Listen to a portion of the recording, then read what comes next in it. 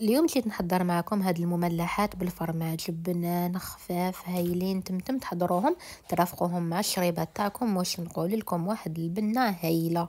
ديروا حفظ للفيديو ونروحوا نبداوهم مع بعض. مقادير العجينه كامل نخليهم مذكورين اون ديتاي في الفيديو. نخلطوا هاد المكونات الجافه ومن بعد نضيفوا عليهم 3 مغارف كبار تاع الزيت. نخلطوا مليح ونلموا العجينه ديالنا بالماء اللي يكون دافي. العجينه تاعنا نخلوها طريه ومن بعد ما نكمل نلمها نروح نجيب ملعقه كبيره من المارغرين. انا حندير مارغرين ديما حتمد لي واحد الطراوه هايله لاباط هادي. ندلكها مليح حتى تدخل مليح في لاباط ومن بعد نغطيها ونخليها ترتاح ساعه. بعد ما تخمر لي العجينه نديغازيها ومن بعد نفتحها ونطبخها دوائر كيما راهو موضح في الفيديو. هنا خلط كميه تاع الفرماج مع المعدنوس ومن بعد نعمر هذوك الدوائر ونغلقهم على شكل مثلث كيما راهو موضح في الفيديو. ومن بعد نجيبو ان بلاطو نديروا له ورقه طهي ونحطوا فيها المثلثات هادوما.